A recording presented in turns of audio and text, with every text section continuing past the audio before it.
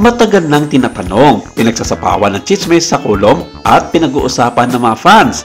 Ano nga ba ang tunay na koneksyon ni na legendary action star Lito Lapid at award-winning actress na si Lorna Tolentino? Ngayon, 69 years old na si Lapid at sa wakas, inilantad niya ang lihim na matagal nang bumabalot sa showbiz.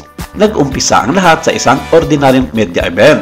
Isang reporter ang nagtanong kay Lapid kung sino sa kanyang makasamahan sa industriya ang kakrus niya magpasa hanggang sa ngayon.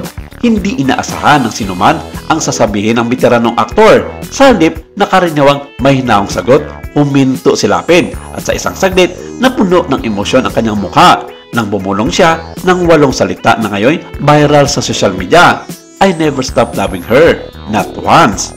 Biglang huminto ang oras sa silid ang mga reporter, kameraman at lahat ng mga naroon ay nagulat.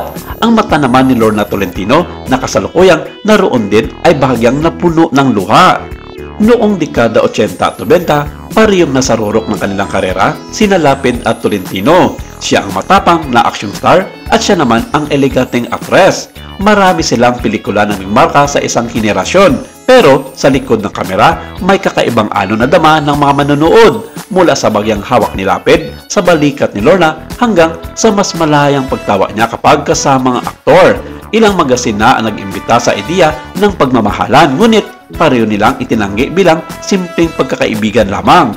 Hindi lang basta celebrity crush ang ipinahayag ni Lapid.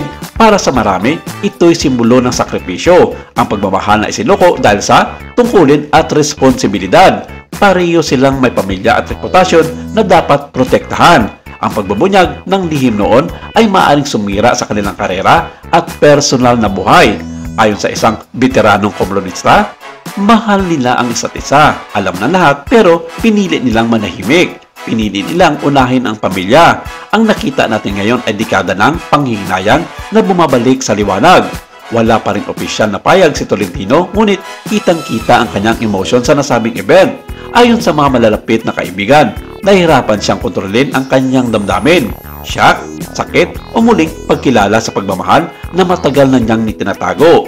Magkakaroon kaya ng muling pagtitipon ang dalawa pagkatapos ng halos 4 na dekada ng lihim ng damdamin? O mananatili na lamang itong mapait na pag-aamin ng what could have been?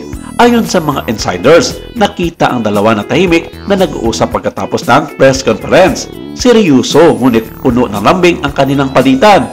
Bagong simula o simpleng closure lamang, panay ang hula ng mga netizens. Sa 8 salita lang, pinaalala ni Lito Lapid sa bansa ang kapangyarihan ng isang tunay na pagmamahal. Isang marupok, ipinagbabawal pero walang kamatayang umiiral. At ngayon milyon-milyon na ang nag-aabang. Sasagot kaya si Lorna? Yun lang kasi bakit ganun na lang daw ang naging reaksyon ng anak ni Lorna na si Mark Anthony Fernandez na parang siya pang unang apektado sa humored relationship ng kanyang ina at ni Senator Lito Lapid.